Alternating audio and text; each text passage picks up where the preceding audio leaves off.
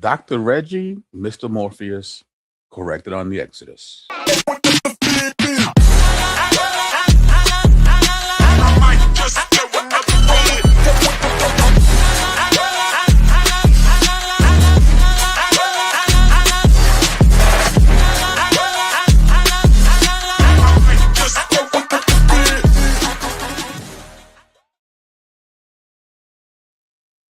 Yeah, what's going on, part of people, the place to be? I go by the name of the BK Apologist, transmitting all the way live. New York is the city, Brooklyn is the borough. What's good? What's popping? Hope everybody's doing well. We gotta say what's up to the party people in the chat.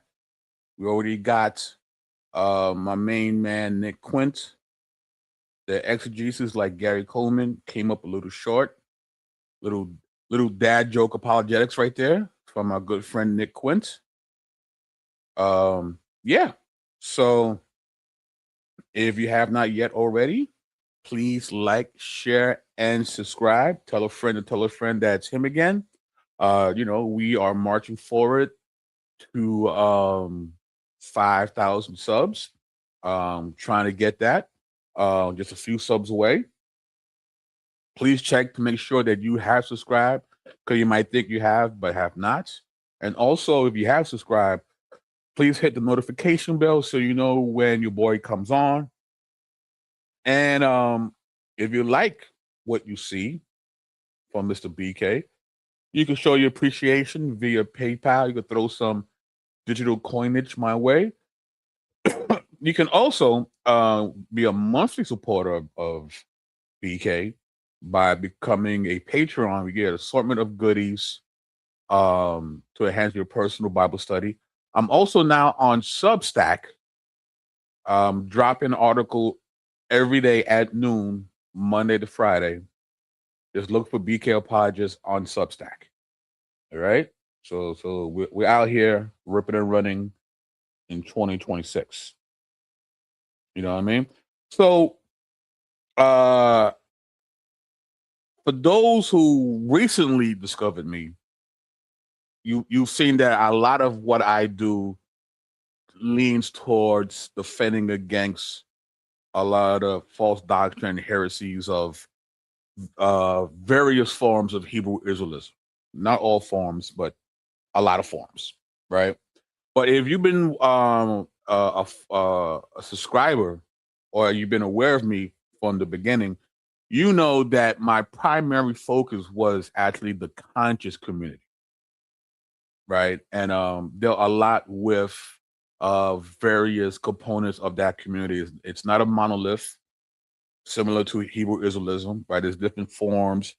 There's, you have your the Moors, you have the Five Dissenters, you have Nubians, and you have what's known as the Kemetic community. And that's basically where I cut my teeth at in the beginning of my YouTube career. And, it's been a while. There hasn't been a lot of new stuff that I really wanted to deal with. A lot of stuff that they have been doing has just been rehashing. And what I would be doing is just redoing my old videos, But I saw something interesting recently on Sonetta's channel, a presentation with Dr. Reggie and Morpheus about the Exodus, which I found interesting. And, I wanted to give some commentary on some of the claims that they were making. So with that being said, we're going to look at a clip of this video, and let's see what they're talking about. All right. Years, expelling them beyond Egypt's borders. In some expanded retellings based on fragmentary hints, the Nubian reappears later as a protector of Egypt against his own chieftains, showing that Mat's justice can, eventually, claim even a foreign magician. Osir then vanishes from human sight, returning to the realm associated with his name. Setna and Pharaoh are left with the memory of the netherworld scales and the knowledge that their own fates will be weighed in turn. Egyptological and Biblical Studies discussions. Egyptologists have treated Setna II as a key late narrative text for more than half a century. Miriam Lichtheim's translation and headnote in Ancient Egyptian Literature, Volume 3 stress the Demotic text's Roman date and Ramesside setting. Its structure as a tightly composed tale integrating birth oracle, underworld tour, and magical contest. The rich-poor reversal as a genuinely Egyptian motif that forms the basis for the parable of Jesus in Luke 16 and 19 on 31, and for related Jewish legends in Talmudic and medieval sources, citing Hugo Gressman's classic study Vom reichen Mann und armen Lazarus. Hugo Gressman, early 20th C, was one of the first to argue systematically that the rich man, poor man segment in Setna, the second stands behind Luke 16. His work shaped a long line of scholarship in both Egyptology and biblical studies. All right, so what we are seeing here, and if you're familiar with the conscious community, one of the critiques that they like to throw at us is that Christianity, the Bible, Jesus, and various parts, if not all the parts of the Bible, are merely a ripoff, a form of plagiarism of ancient Kemetic texts and stories. And what Dr. Reggie here is claiming is that this story of Osiris is actually the source material for different parts of the Exodus, right? But also the parable and the Gospel of Luke of Lazarus and the poor man, right? And they quote this gentleman by the name of Grossman. So let's see and dive into that real quick. All right, let's look at that. So he quotes Miriam Lichtheim, Ancient Egyptian Literature, Volume 3, the late period. And this is what she says about Gressman's, right? H. Gressman's penetrating study, Von Reichem Mann Armin Lazarus, has made it plausible that the contrasting scenes of the richly buried nobleman who is tortured in the netherworld and curiously buried poor man who becomes an honored nobleman in the netherworld are generally Egyptian motifs that form the basis of the parable of Jesus in Luke 16, 19 to 31, and for the related Jewish legends preserved in many variants in Talmudic and medieval Jewish sources. The key word here is that it's plausible, right? What does it mean when something is plausible? Well, I'm glad you asked. Because in Merriam-Webster, the word plausible as an adjective is defined as superficially fair, reasonable, or valuable, but often deceptively so, or superficially pleasing or persuasive, or appearing worthy of belief. Not that there's an actual connection, it's that there could be, right? That's what plausible means. It's like, yeah, it could be. At the surface level, it could be, right? So let's dig in to see if it's more than plausible. This is from Richard Bauckham, The Rich Man and Lazarus, the Parable and the Parallels, New Testament Studies, 37. If we consider what the parable shares with the Egyptian and the Jewish stories, the storyline common to all three is a rich man and a poor man die and their fortunes are reversed in the next world. We may add that in all three, there is a reference to a revelation of the differing fates of the two men in the next world, made or to be made to a character or characters in the story. But this revelation, by different means and for different purposes, is given in the Egyptian and Jewish stories, requested and refused in the parable. This analysis must leave it in considerable doubt whether the Egyptian story was actually the source of the parable, as Gressman argued, and many have followed him in asserting. The Egyptian and the Jewish stories are the same story, not simply because they use these two motifs, but because they use them in the same way. They made the point about reversal of fortune by emphasizing the contrasting burials of the two men. They explained the reversal in the same way they used the motif of a revelation to the living in similar, if not quite identical ways.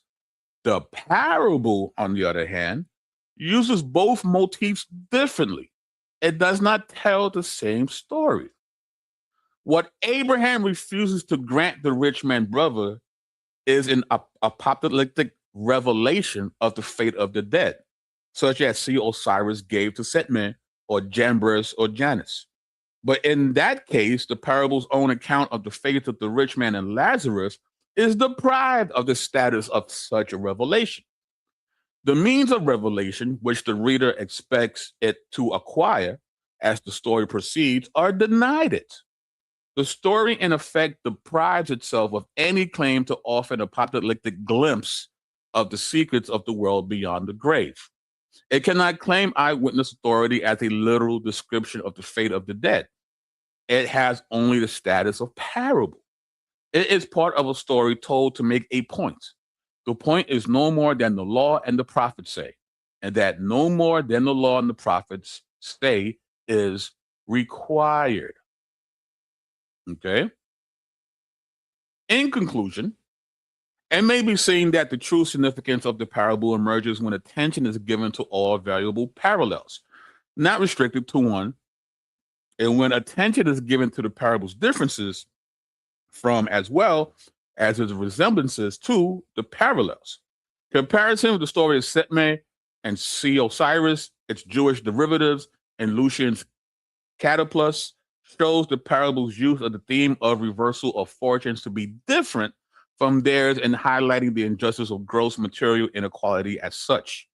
Comparison with the story of see Osiris, its Jewish derivatives, along with examples of the return of a dead person to reveal the fate of the dead to the living, shows that the parable's unity hinges on Abraham's unexpected refusal of the rich man's request, directing attention away from an apocalyptic revelation of the afterlife brought to the inexcusable injustice of the coexistence of rich and poor.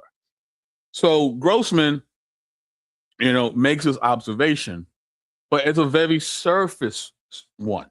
Because when you look at the parables, you see that the parable in Luke is different from not only the story of see Osiris, but also of these Talmudic tales as well, right? These overall reversal of fortune motifs, right? They all have something like that in common, but the way the parable utilizes it is different than what the other Jewish derivatives and the Egyptian story. It's different. It's not the same. So therefore, that's not the source material for the parable in Luke. So Grossman is grossly incorrect, to say the least. So, all right. So with that being said, we're going to look at the next clip. Just give me a minute to set up. All right. Just give me a second. Talk amongst yourselves. All right. Okay. Just give me a second here. Okay, we'll start. I guess we'll start here. 31. Yeah, we'll start there. We'll start a little early. All righty. And here we go.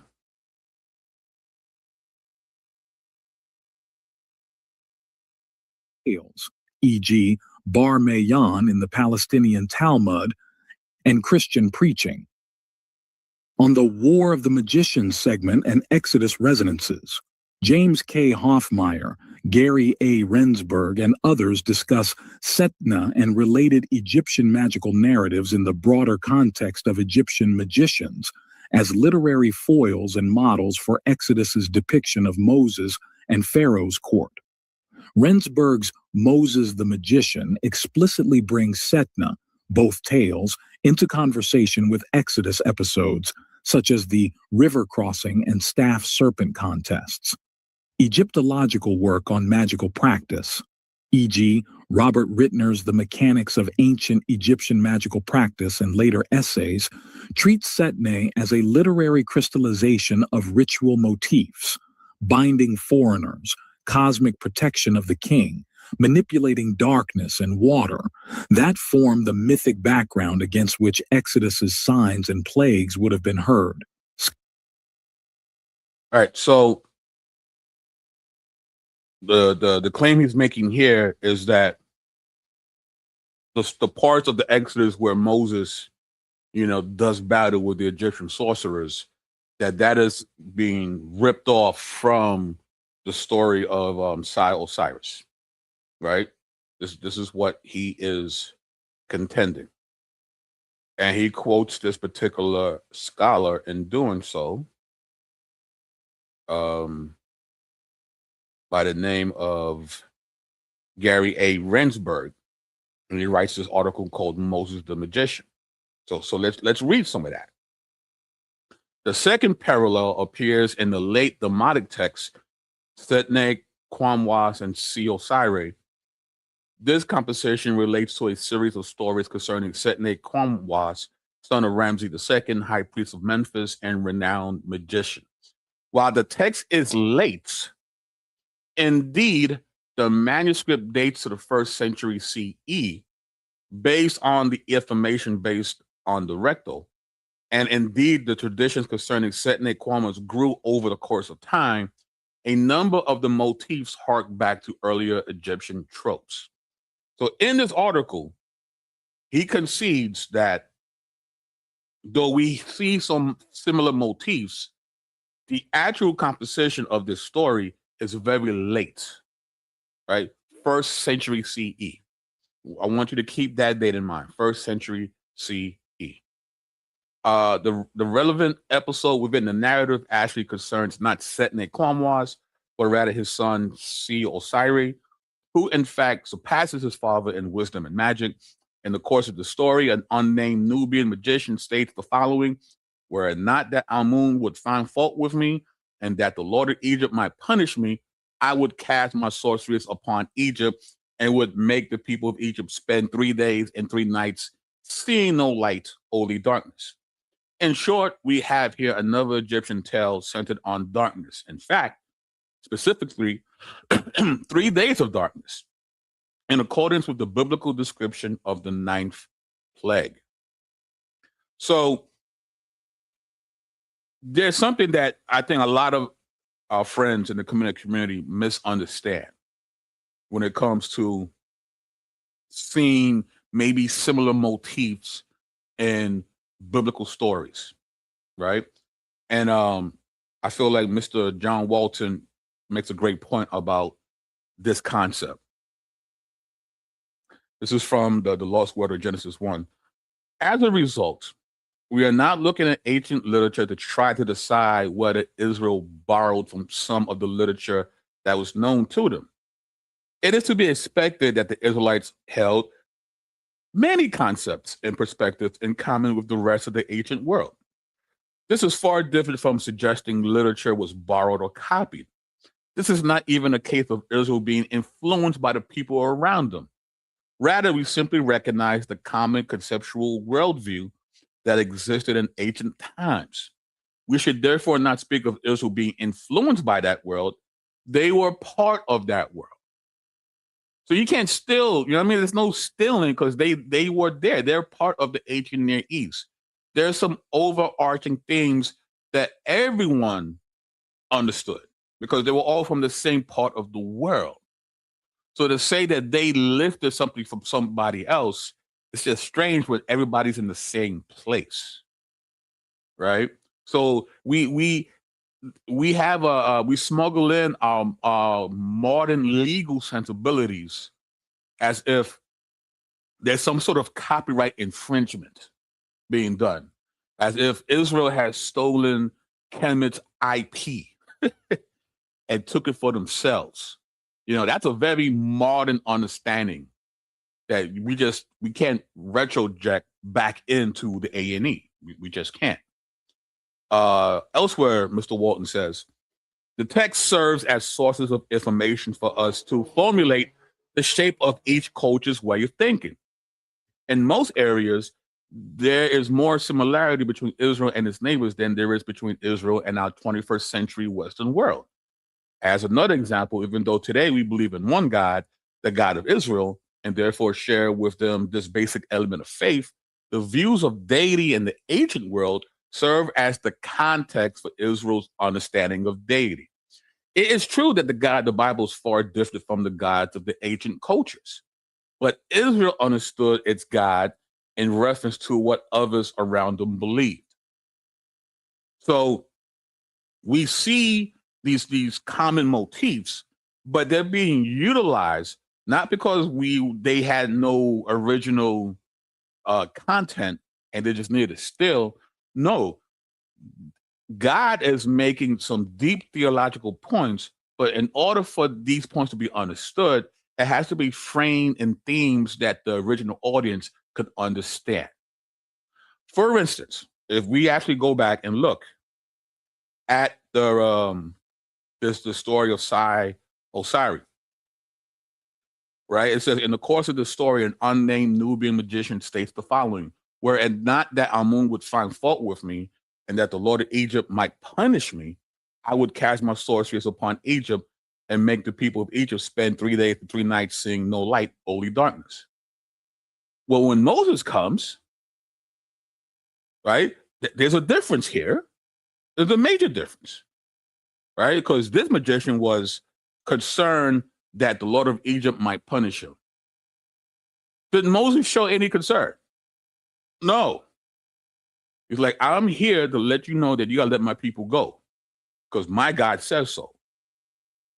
And he does battle with the pantheon of Egyptian deities. But that makes sense when you understand the common themes that you would see in the ancient Near East. That's a huge theological difference. Moses was not scared, unlike this Nubian magician. That's a big deal. That's a big difference here. All right. So, all right. So for that, we're going to go to another clip. All right. We're going to go to another clip. Just give me a minute to set this up. All right. Just give me a second here.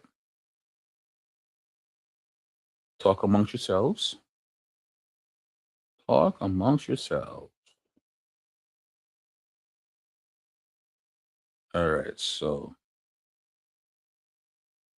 come on now. Come on. Okay. Okay. Here we go. Here we go. Let's do this.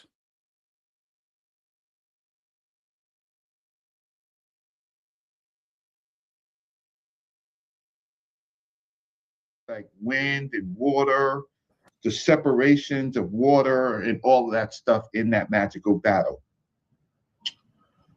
So we now know that this Moses character, this story was retold from an African side with many African themes.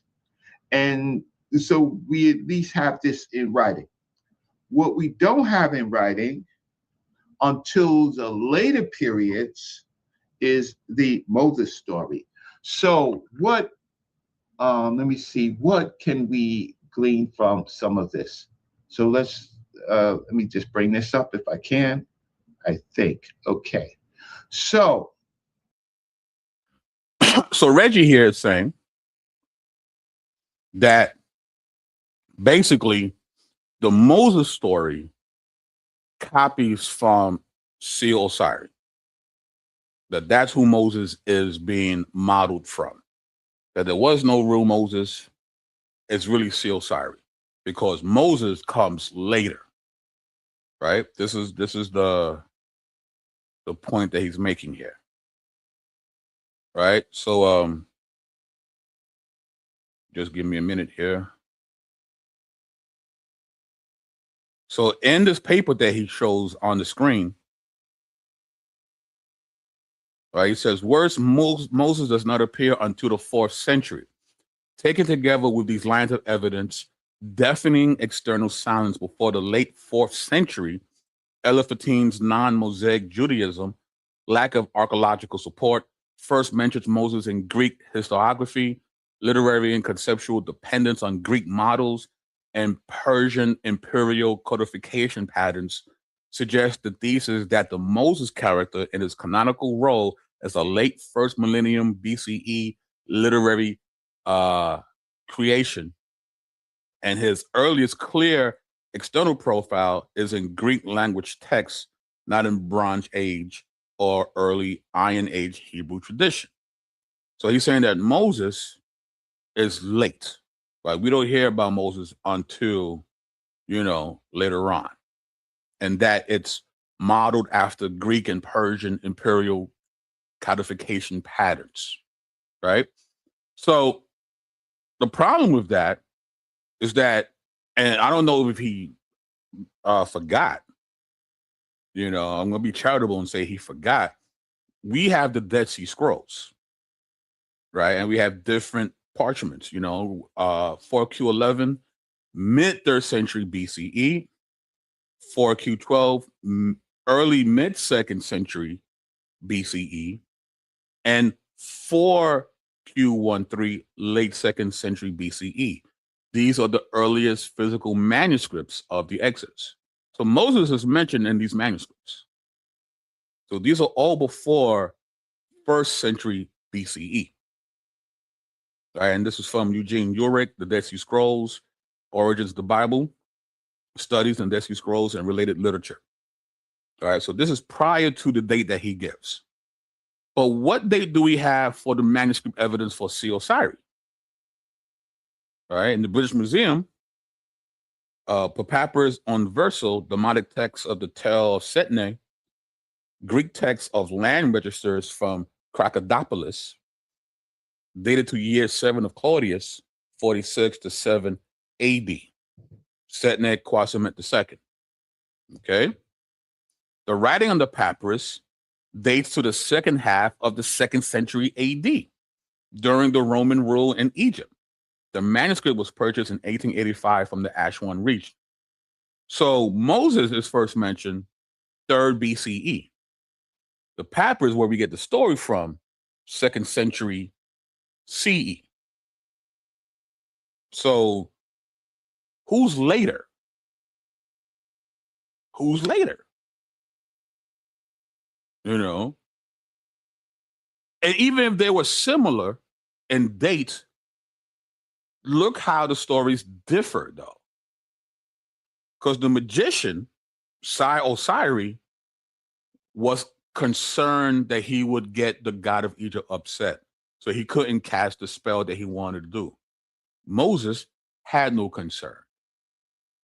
He was not afraid of the god of Egypt because he served Yahweh. That's a shot. In fact, the Exodus account is very much a polemical treatise against Pharaoh. But the audience will not get that unless they're using similar themes to get that point across. So it's not stealing someone's IP, it's making a polemical theological point that the audience could understand. So even if they were similar in date, the differences are very poignant here. But Moses is mentioned earlier than what Dr. Reggie's saying here. And again, I don't know if he forgot. He might have forgot about the Dead Sea Scrolls. Dr. Reggie is a well-read individual. He reads quite a bit. So, but he is wrong because he forgot about the Dead Sea Scrolls. The Egyptian conception of the netherworld, as found here in the late form, this is talking about the Setne Osiris story here that we have in this papyrus, had also absorbed elements of Greek origin, which is interesting because that's what he said about Moses, right? Notably, the tortures of Ocno and Tantalos, and the central theme itself, the visit of the netherworld by a living person, which recalls Orpheus descending into Hades and Odysseus conversing with the shades of the dead. The absorption of Greek motifs, also underlines the combination of two distinct views of the netherworld. It is both a place in which the life lived on earth continues in a related form and a place of judgment and retribution. And again, this is from Miriam Litcham, who he quoted earlier. Right? She is saying that this story that we have now in this, papyrus is infused with Greek theological themes. Now, that's what Reggie said about Moses, but we see in this story that there is an infusion, an absorption of Greek motifs. The people whom Satane sees plaiting ropes that are always chewed up by donkeys, and the people who are prevented by pits under their feet from reaching the food suspended above them, are not great sinners, but rather persons who are luckless in life and receive similar fates in the netherworld. The presence of Greek motifs in Setnate 2 is one of the many testimonies to the intermingling of Egyptian and Greek cultures in Greco-Roman Egypt. As the known materials bearing on this phenomenon are more intensively studied and as new sources come to light, the symbiosis of the two peoples and their cultural syncretism will become ever more tangible. So there's already an admixture of various things from the Greco world in this particular story. So, but this is what he's saying about Moses, that Moses comes with this Persian and Greek, infusion. Well, this story is infused with Greek culture. And it comes later, at least from a papyri standpoint. And again, if we was to grant Reggie that these stories were at the same time, notice how it's being utilized by the Hebrew Bible. It's not saying the same thing. It's actually throwing a shot at Osiri, because that magician was scared to go at Egypt. Moses was not. Big difference. Big difference. So,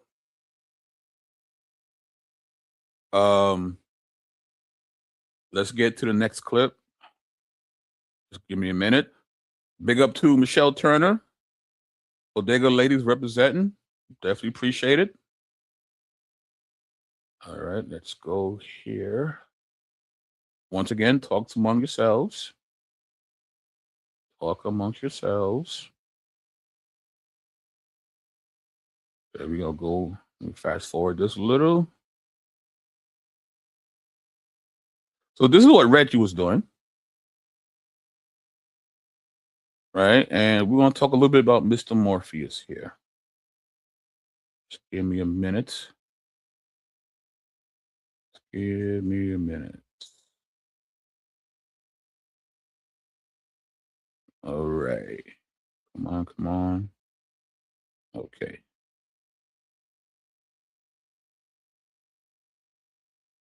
All right. We are good to go. Reggie Reg, what's good, brother? Good to see you. All right. Let's get to this.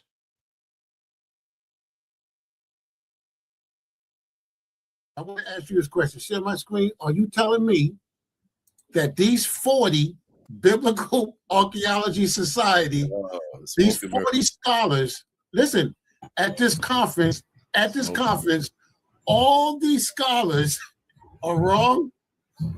Yeah. That's what you're telling me? Because there's another 40 scholars that disagree with you. Listen. I'm asking you, are you telling me? I just asked you. You said they're all wrong. Yes, they're wrong because there's a whole other side that disagrees with you. I mean, laugh all you want. Listen, easy bears. Give me the 40 scholars. You know, that's the guy that. Easy Bands. Give me the 40 scholars. So get you what? You said there's another. Is that really what we're doing? You so said. Hold on. So you want me to sit here and look for 40 scholars? I'm presenting. Listen, that's why I told the people.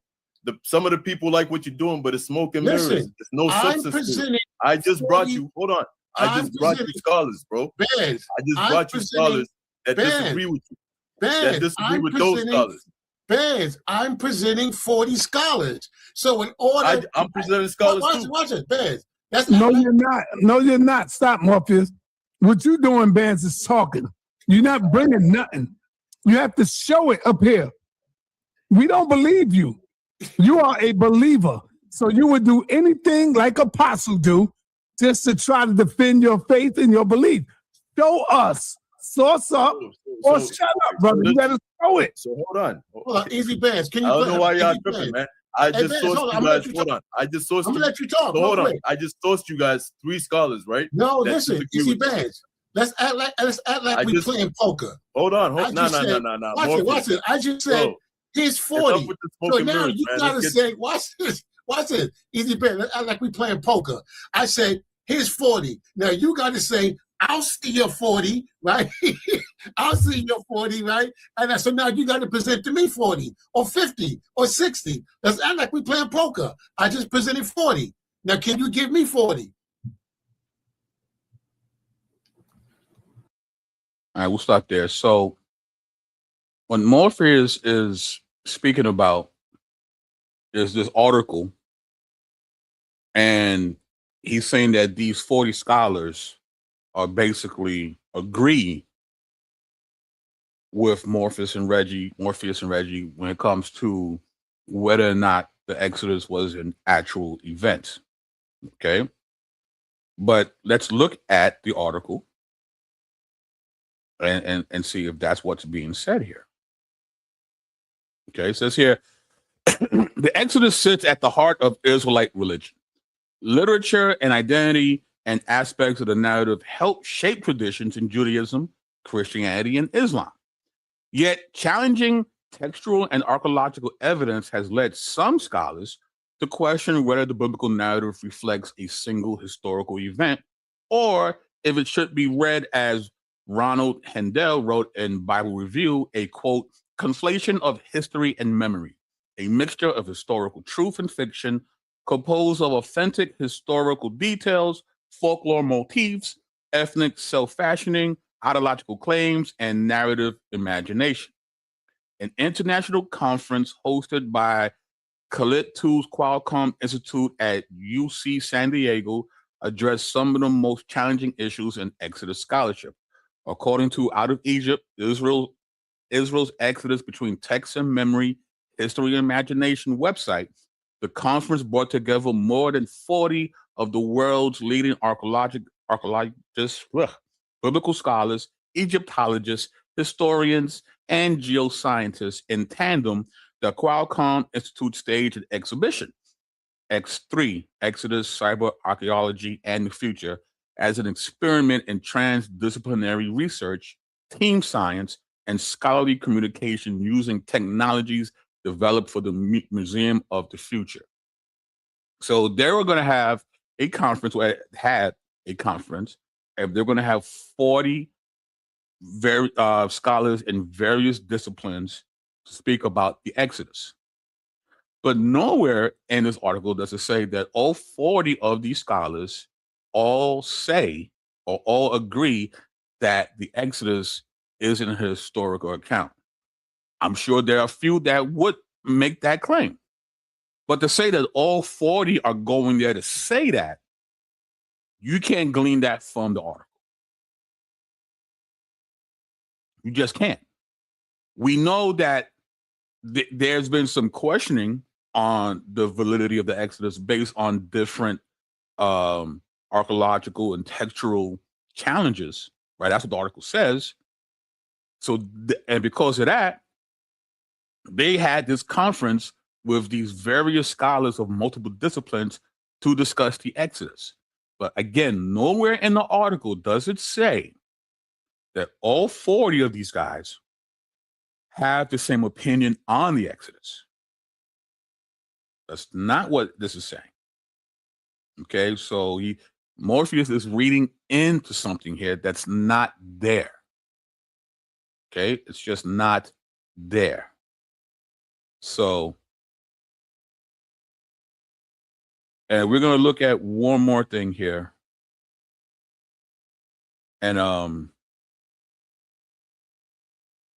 yeah, so, and this last clip, it's kind of sad. It's kind of sad. Yeah, we're gonna because this is gonna be an example of how your bias can really cripple your understanding, right? From what you're looking at, you know. So you always and this goes for believers too. We all have to check our biases because we all have them, right? So the issue isn't necessarily that you have a bias. It's whether or not your bias purports with reality or not. Okay? So let's go here. And let's continue. Mum's the word. So look, I'm bringing out my scholars, bro. I don't have to bring out 40 scholars. You didn't even bring out 40 scholars. Do you know you didn't even bring out 40 scholars? What are their names?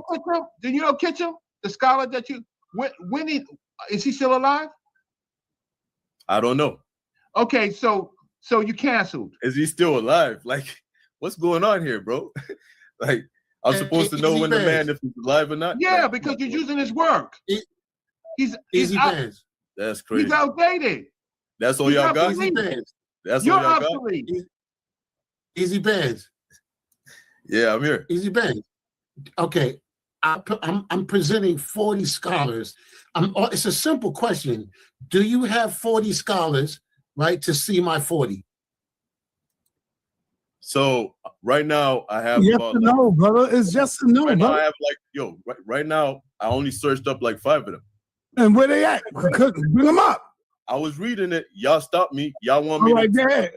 Bring them up. Bring out give me the dates of their work. I mean, it's not a problem. They just trying to make they deflecting right now. They trying to make it a problem. No. All right, let me bring it up. What's the date of their work? So hold on. What? So should I talk about their work or should I keep on naming the scholars? Because I was naming the scholars and y'all stopped me, and then now you know. So like Morpheus brought up. Wait, Easy Bands. I'm talking to you. Please listen. Easy Bands. He gave you recent publications up to 2025. The scholars that you name, can you at least tell us the date of their work? And have you read their work? Or you just listen. I'm just responding to what y'all pulling up right now, right? So allow me to respond and be fair. Don't start asking me, I'm fair. when You're was not this being work fair. done? When was that work done? You wait. Relax. Look, Let me bring out hold on. bring out the information. Let him come back. Sarnetta, yeah, you gotta come back. You just coming back. No. I got it right here. I got it right here. So listen. So all right, James K. Hoffman Meyer. That's one of them, right? He argues that the Exodus James reflects Hoffman the real has passed away. Hold on. So they're all gone. So what if he passed away? How old is that? Is it current information? So look, Einstein passed away. So so now we throw away all his formulas and stuff. No, but we have other scholars that either confirm or updated. You are giving me James Hoffman is passed. Kenneth Kitchum is passed. Right? You got any more? Yeah, I got more. Outdated, obsolete scholars. So Richard Elliott Friedman. Where you tell me about him? I don't know. Hold on. His affiliation is University of Georgia. He supports a limited exodus involving Levites. Argues Exodus traditions preserve authentic Egyptian memory. Connects Levites to Egyptian names. I bet you he believes he's a believer, right? He's a believer, right? He's a believer. It doesn't say. He Yeah, basically he's a believer. field. Hold on. It says his field is Hebrew Bible, documentary hypotheses, affiliation, University of Georgia. Okay, that's he's a believer.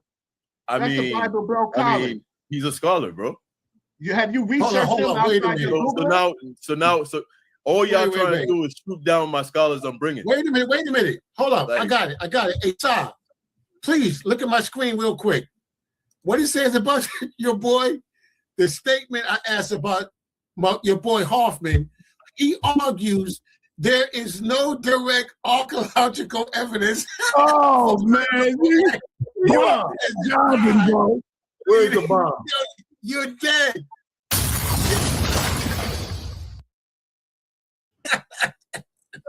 Come on, easy, man. That's why we say sauce up or shut up, bro. You easy now. That's cap, man. That's smoke and mirrors. Yo. So yeah, so supposedly Morpheus, right, got him, right, by looking at Hoffmeyer, right. But let's look at that. Let's look a little more closely here. Okay, let's look a little closer. So this is the screen, right?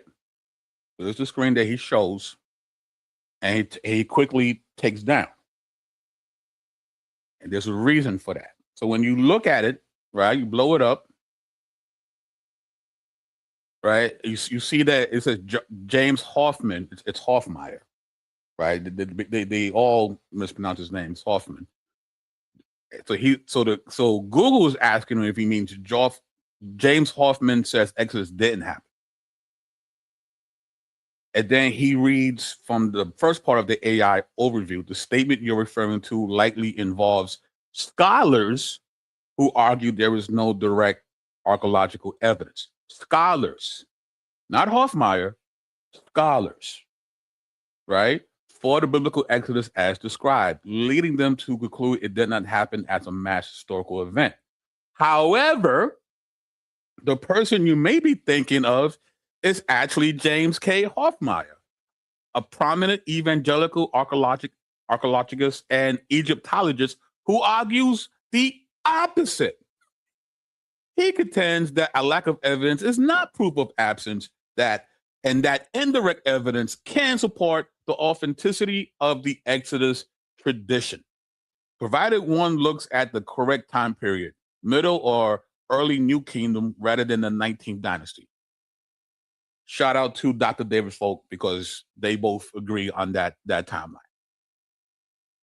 So it doesn't say that Hoffmeyer doesn't believe that the Exodus account. It actually says that he does. Morpheus completely doesn't read that part. And again, I'm going to be charitable and say that he didn't bother looking at that paragraph. He just saw the first sentence and he ran with it. But again, this shows you the perils of being led by your bias when it's not rooted in reality.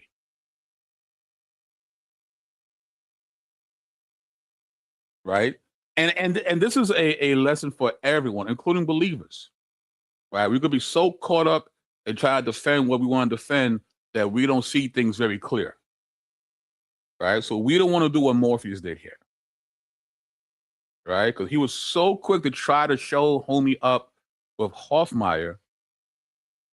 He's like, oh, that statement, he said that he doesn't believe that. Actually, no. It says, however, the person you're thinking of is actually James K. Hoffmeyer, and he argues the opposite of what you're saying, Morpheus. It's the opposite. So yeah. So I just wanted to share that. And so again, this constant critique of plagiarism, they're still using this in 2026. And again, it doesn't work. It doesn't work based on manuscript evidence, and it doesn't work based on the polemical usage of these motifs. Because when the Bible's using these things, It's not saying, it's not stealing IP. It's not trying to take someone's intellectual property and say it's theirs. That is not what the Bible's trying to do. The Bible's throwing shots. It's spinning the block on Egypt. And the writers want you to know that. They want the original audience to see clearly that Moses wasn't like that magician who was scared to do battle in Egypt because he was scared that the God of Egypt might do something. That's not what happened. And not only did Moses fight and do battle the sorceress, he wins. He wins. So it doesn't work. It doesn't work. And then Morpheus, so impassioned about trying to find a gotcha moment, shot himself in the foot. And again, I'm going to be charitable, and I'm going to say he didn't see the other paragraph. He saw what he wanted to see, and that was enough. Which is, we can never do that, right? We need to be very sober-minded and really look at it and be self-aware of our biases and prejudices so that we can make a very balanced and educated understanding of whatever it is that we're trying to defend. Okay? So that's something that, as believers, we need to make sure we don't get caught up in that. Okay? So yeah.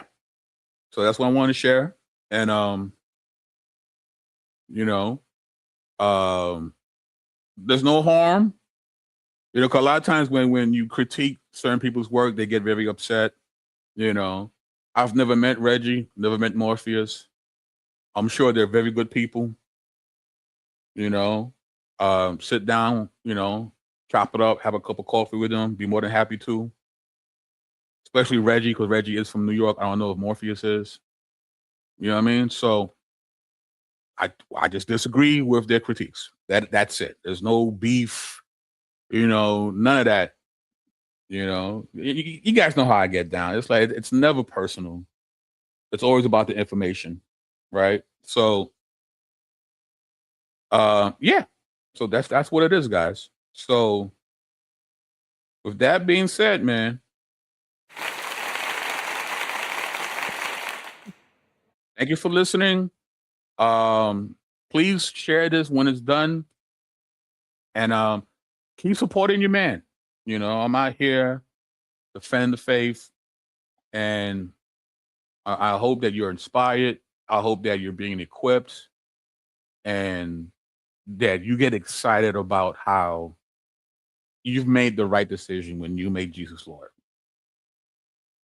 Right? Because Christianity, the reason why you should be a Christian is because it's true. It's true. All right? So with that, BK sign off. Peace.